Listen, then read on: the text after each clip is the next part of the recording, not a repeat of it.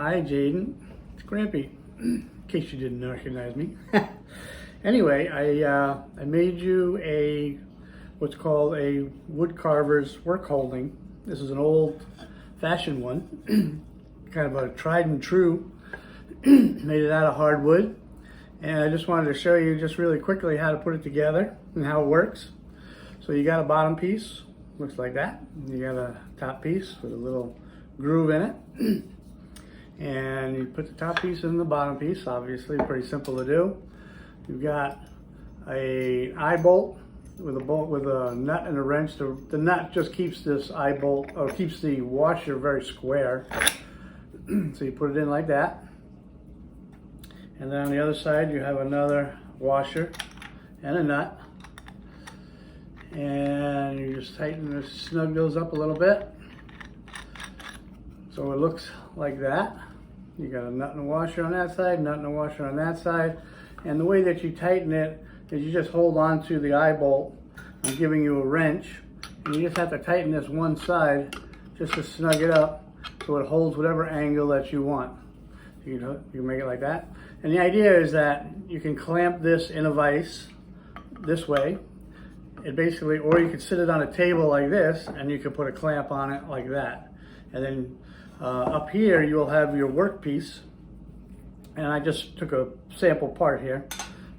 And what you do is you drill a hole in the bottom, and if you look at it, I drew an X on there so you find the center.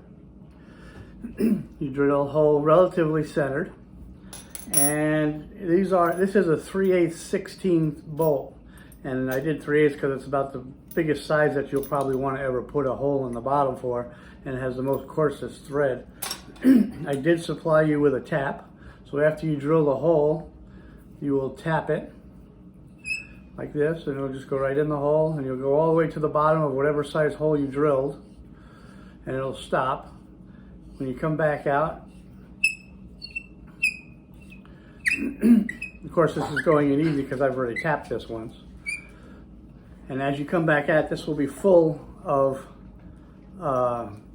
wood on the threads. So I gave you this nice little brush, and all you have to do is just brush those threads, that wood right out of the threads for you.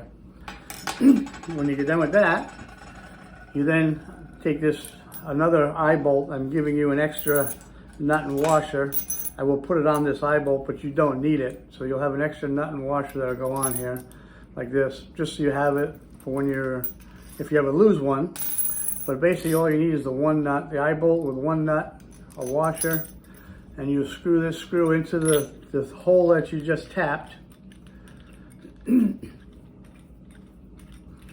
one thing you have to kind of remember is that this is a very shallow thread, so you don't have a lot of holding power on this.